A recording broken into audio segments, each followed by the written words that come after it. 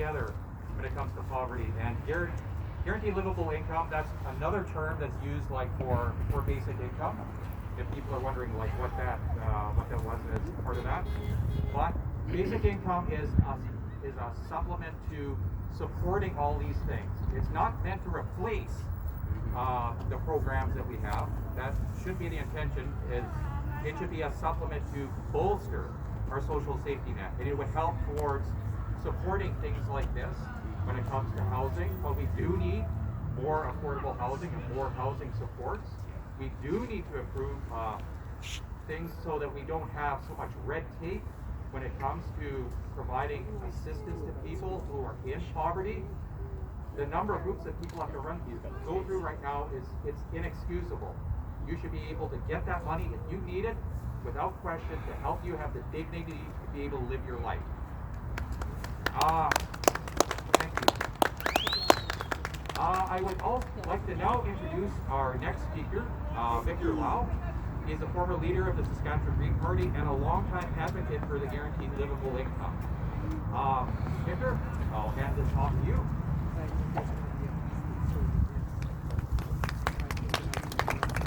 Thank you so much.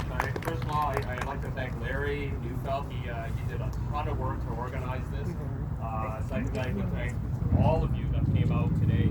And, we should take some pride that, even though we are few, I would say we are mighty. We are kind of like the advanced people that see a need and a possibility to actually end poverty. How I got involved was I heard about this guaranteed income through a video in the 1990s. So I've been working on this ever since I heard about this, that it is possible to actually legislate an end to poverty. I've been working on it for over 30 years. The good news is we're very close. People might not see it because most of the headlines don't carry it, but for myself being a politician, we kind of see it from the inside, and talking across parties, it is very close. At the federal level, I almost thought we would get a full debate and actually possible implementation on it, because prior to the last federal election, the Liberal Party passed 2 resolutions highly in favor of it, well over 70% support. So the Liberal Party of Canada is on board. The problem was the Liberal Party government, led by Justin Trudeau, did not campaign on it. Instead, they threw their full weight on childcare. And as Peter and Larry had pointed out, it's not about one program versus another. It's about all the programs that all Canadians desire and want. We can have it all. There's no need to leave anybody behind. And we've seen during COVID-19 that that is possible. Because during that, when they began the lockdown, they implemented a program called the Canadian Emergency Response Benefit. And it was a blessing, even though COVID-19, of course, is a curse. But it showed Canadians that governments can pretty much put an end to poverty. Now, a lot of people were left out. Youth that did not have enough work hours, seniors that are already on programs and were not eligible, and also people that were disabled. I mean, 3 large groups in our society that no Canadian would ever imagine any government could leave behind. It's an embarrassment. But it did show, by setting it at $2,000 a month, that is a beginning of livability. So of course we're fighting for higher, 2,000, 3,000, as high as we can get it, but it is showing that nobody should have to be working and getting less than $2,000 a month. All these businesses that complain about workers, well, I have to ask them, are you paying a livable wage? As Peter pointed out, if you're not paying a livable wage, well, you got to question, why would I come to work and basically go home knowing that my children will still starve? We won't be able to afford rent if I don't figure out a way to get more income that month. So I think we need to put the pressure on. The NDP has been talking about this for a long time, and it is incredible. They finally came on board and not only passed a resolution, but the federal NDP campaigned on this.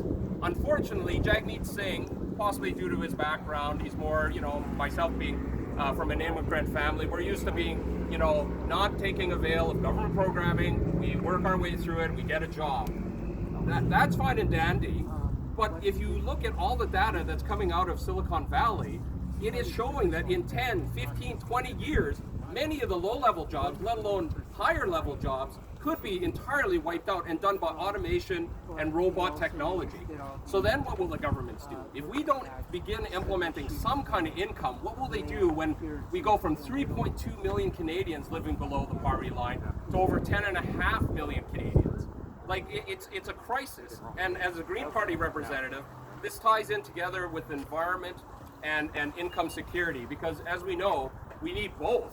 If we don't have income security, we're going to have massive social unrest. And if the environment collapses, it's going to be even worse. So we can't leave any issue behind. We need to be working together on all these issues. And myself, as a Green Party representative, I can tell you, we've been campaigning on this well past when I mean, basically, the Saskatchewan Green Party got formed in 2000, and it is now 2021. So we've been pushing for this. It's 2000. That's like 20 years. I'm just so excited. The federal party has had it in their policy. They campaigned on it year after year. We're so close. I think the key, and I'll end here. The key is we need to get out and not only have the Liberals, the NDP, and the Greens working together outside of political elections to put this forward in every avenue possible. Whenever they speak about jobs, whenever they speak about the environment, we need to bring this issue up. But more than anything, I would say to all of you here today, we need to put the pressure on the Conservatives, the Conservative voters and the Conservative members, whether it's the Sask Party or the Conservative Party of Canada. Those are the people holding back implementation from this program, because they have nothing for people in poverty. They have nothing for income insecurity. The only thing they talk about is jobs. And I just pointed out, the economic data done by economists show AI and robot technology is not slowing down. It is accelerating. And I can tell you, having worked for Galen Weston, a billionaire who basically owns Loblaw companies like Superstore and Mike's Independent and so on, they also own Shoppers Drug Mart, and the technology is wiping out cashier jobs. They're taking away those jobs, and it's a matter of time before we hit a negotiation point where they just basically start saying, well, you know what, you can strike all you want, but we're going to lay you off. And once again, what are the governments going to do? I mean, we have an opportunity now to put in an income security program just like Medicare. And one of the greatest quotes that got me involved in politics was from J.S. Woodsworth, the first leader, I believe, of the CCF. And he said, "What we desire for ourselves, we wish for all." And I think we can take that kind of message of getting a program like Medicare that covers all Canadians, and we can basically push the Conservatives and shame them into coming to the table and working together to put in a national guaranteed livable income for all Canadians. We don't have to wait until 2030. We can get this now. If a government says there's no money, I tell you they are lying to you, and don't accept it. And so I urge you all, get out there, talk to your neighbors and friends, and let's put the pressure on all politicians, especially the Conservative ones, that we need to end income security, and they have a responsibility as our elected representatives to do it today. Thank you very much.